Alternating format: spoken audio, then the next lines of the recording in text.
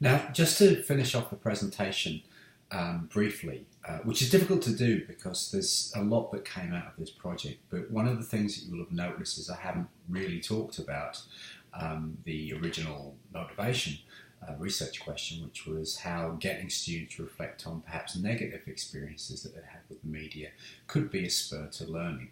And the survey also included an open-ended question on things that happened to the media, with the media that they wanted to talk about. And the problem I faced here was that people didn't really want to talk about very much. And one of the huge problems I faced with this was an enormous non-response rate. So I had a class of 189 students, of whom I think about 176 were active, as in completed all of the assessments. And 37 of them completed the original survey, which is a very small response rate. And of that, only 20 expressed an opinion about things that had happened to them with the media. And for most of them, most of the accounts that they gave back were very thin. Things like, sometimes I worry about cyberbullying, or social media really helps me keep in contact with my family at home. Broadly speaking, most people had positive experiences with media. A few people talked about, and it's kind of interesting that the longest responses were the people who had more of an ambiguous relationship with media. So one person talked about seeing the benefits of social media for maintaining relationships, but really being turned off by politics and political communication and what she saw as the highly performative aspects of communication and the difficulties of political communication and the difficulties of trying to figure out what was actually happening in the world. So a couple of things. Firstly, it's kind of interesting that the people who felt confused about their relationships with media had the most to say. But secondly, the more striking thing was that most people, when asked about their experience with media, either didn't, for whatever reason, didn't want to say anything at all, didn't want to share anything.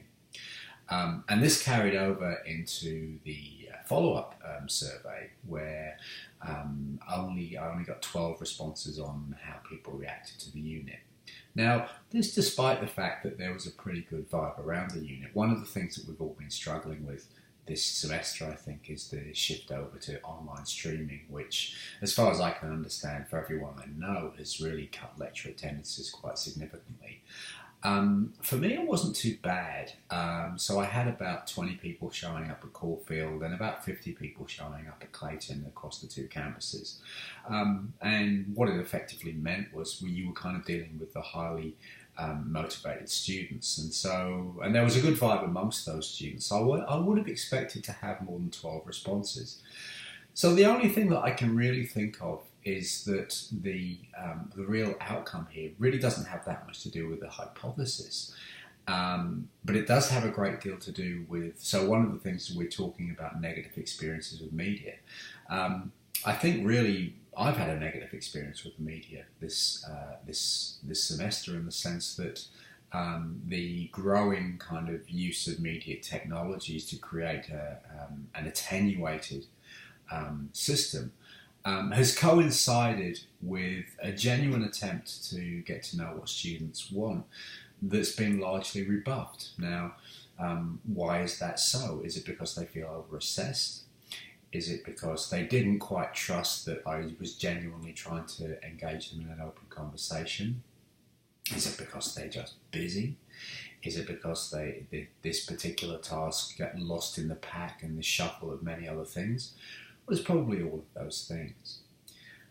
But I think that what we do need to do is reflect on the fact that what students talked about in a positive way is the way that when they did talk about their positive, their interest in media, they have a solidly academic interest in media.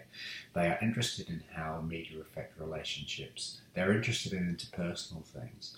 So this really asked me to question how that reflects the way that we teach, how that reflects the use of media technologies in the teaching that we do, and the way in which those technologies have made it quite difficult to figure out what our students want. So these are not particularly, this is just kind of very much an exploratory study, and there are many different directions to take it in. But I think that what I'll be doing in the future is probably trying to follow up with some offline research, some face-to-face research, because I did this through Qualtrics, and it didn't seem to be a particularly good platform for getting at the sorts of things that I wanted to. So those are some notes from the project, and thanks for paying attention to this presentation, which has probably been a little bit too long, so I don't know if you've seen the whole thing. But I'm really eager to find some research partners on some of the issues that I'm dealing with. So if anybody's interested, my name's Andy Ruddock. I'm in the School of Communications and Media Studies. Andy.Ruddock, RUDDOCK @monash.edu, and I hope to be hearing from people who are interested in continuing the conversation. Thank you very much. Bye-bye.